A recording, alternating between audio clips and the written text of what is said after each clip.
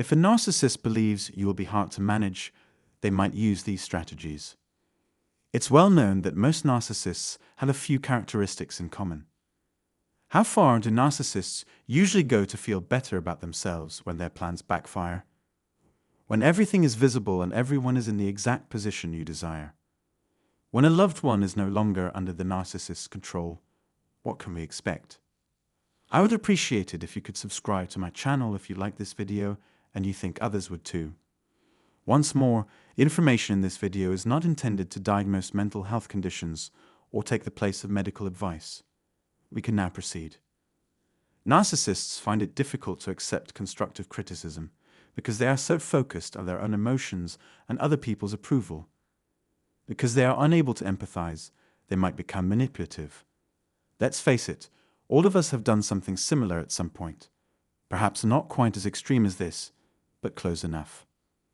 But pathological narcissists are known for having these characteristics. In their innate nature, they have legitimate concerns about their safety in the event that their secret is discovered by the public due to their spiteful disposition. To those around them, narcissists' actions are always a complete mystery. If you have any experience with narcissists, even in a casual relationship, or if you come from a narcissistic family background, you can probably imagine how they would react if they felt they had lost control over you. This makes sense considering the narcissist's incessant need for validation from others. They have no foundation upon which to construct an understanding of the world because they are unaware of who they are. To get what they want, attention and validation, they will sometimes resort to bullying, threatening, intimidating, and humiliating others into complying with their demands, which may be irrational. The strangest thing is that they frequently engage in unpleasant behaviors to hide the feelings of shame and envy that plague their minds. Cruel people, those who reject, ignore, punish, cheat, make fun of, and so forth, frequently find themselves by themselves. Because of their destructive personality traits, narcissists frequently struggle with isolation. When they start to lose control over someone, they don't have a wide range of possible reactions. They might even decide to directly apologize to you. Yes, but maybe not after all the damage they've done. Their current situation saddens them, particularly the loss of their primary supply route. They feel so bad about being abandoned. They feel ashamed because the world now knows their secret. Before apologizing, the person could also explain themselves, saying something like, "It's not me, it's my anxiety. I have no control over the reason behind my illness. My drug addiction has made it difficult for me to control my behavior. I sincerely apologize for something you said to me years ago that caused me great pain." That phrase may be familiar to some of you. After they apologize, most narcissists return to their nasty ways within a day or two at most. Narcissists frequently revert to their previous ways of doing things. Particularly skilled at their crimes, narcissists can quickly change tack and devise fresh approaches to tried and true techniques. In a new container, the delicious flavor remains the same. They may pretend to be trying to reason with you rather than offering an apology. Imagine them adhering to the no-contact policy, which involves them simply ceasing to respond to any questions, or the grey rock policy, which entails responding to questions with a single word. Sending an email or text message that ends with the phrase, "I've no idea what I've done to hurt you, but I'll always love you," is a common way to express regret for past transgressions and assure the recipient of one's unending love. There will be a lot of threats made in whispers, such as, "I'll make sure people know the truth about you. However, I want you to know how much you mean to me." If that person sends you a message like that, or if they beg you to give them another chance with an apology or tears, I won't try to dissuade you from considering it, but I will ask you to consider your history with them. You have a finite amount of time to hear sorry before you have enough and tune out. The sum was probably not very high. How many in total were there? The apologies put an end to the unpleasant behavior. How accurate is it? I doubt it because narcissists never grow. If this is the way things have always gone, why should we expect anything different this time? Second, when exposed for lying, narcissists hardly ever say sorry. Because they cannot or will not acknowledge their own shortcomings, errors in judgment, mistakes, or limitations that cannot or will not acknowledge the harmful actions they have taken against you or anyone else. Many accusations are made that have no real foundation.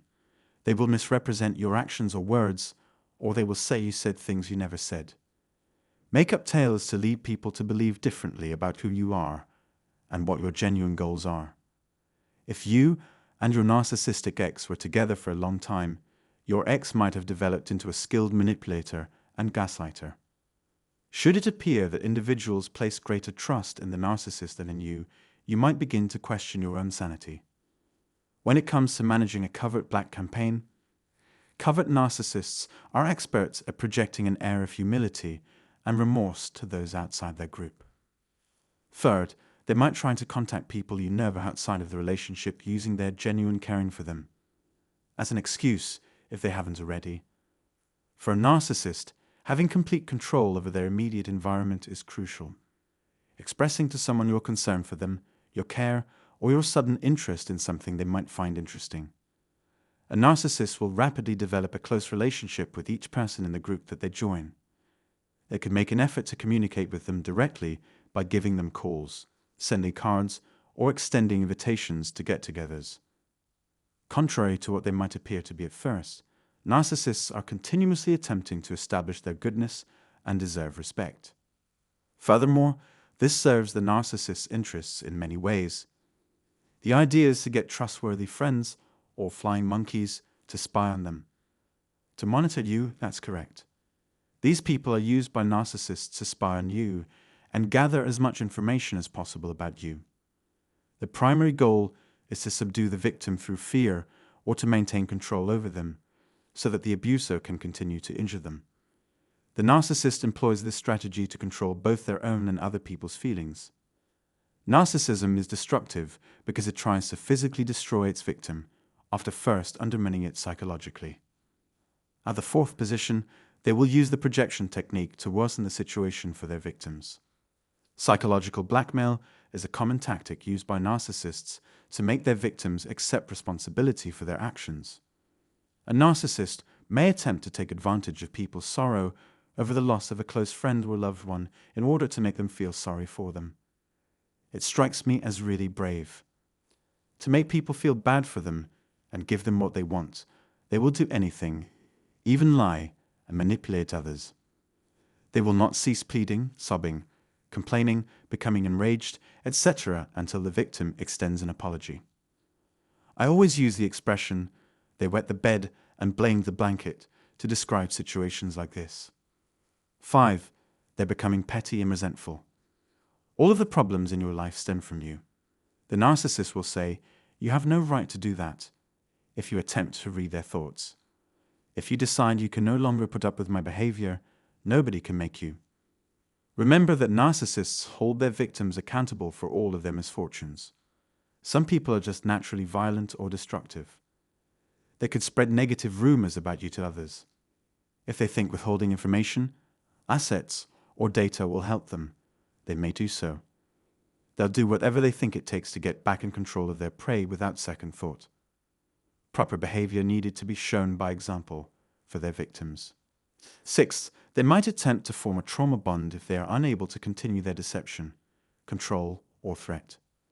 Because the narcissist normalizes the abuse, victims of narcissists frequently internalize the abuse. When someone is emotionally abused, they might seem totally reliant on the abuser. It might be an emotional or financial reliance.